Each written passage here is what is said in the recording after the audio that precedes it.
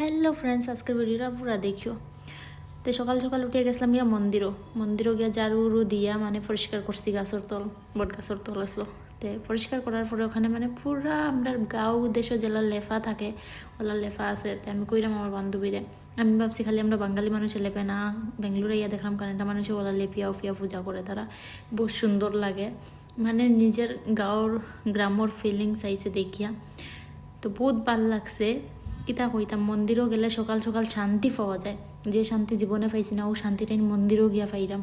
ও তার লাগে আমি কম বেশ একদিন পর মন্দিরও যাওয়ার থাকি, কারণ শান্তি পাই গিয়া ঠাকুরের কাছে। আমি আমার কষ্ট সুখ মানে সব তো আমার ঠাকুরের কাছে দেওয়া, আমার জীবনও আর কিচ্ছু নাই। গিয়া বহুত ভাল লাগছে। কমেন্টও জানাইও কে কে শিবরাত্রি করছো। আমি কালকেও করছি, বাট আজকেও করছি। কালকে সকালে গেছিলাম শিববাড়িত, কালকে খুশবু গেছিলো আমার লগে। তো আজকে আমি অতটুকুর লাগে সেট কি খুশবু নাই, ওটার লাগে একটু সেট আসলাম। তারপরে আমি পূজা করে লিছি আরেকটা বান্ধবীর লগে গিয়া।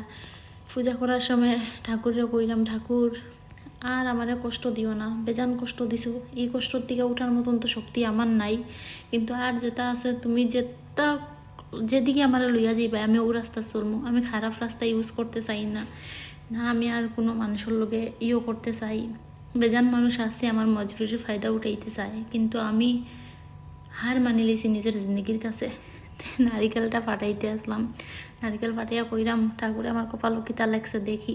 নারিকেলটা যদি সুন্দর বাইর হইতে তো বাবমু ঠাকুর আমার সাধ্যের আমার জিন্দগি, আমার কেউ থাকুক চাই না থাকুক, আমি সবসময় ঠাকুরের উপরে বিশ্বাস রাখি। কি দুনিয়ার সবে লোক সারি দেউক, আমার ঠাকুর আমার লোকে কোনো দিন গলত করতো না।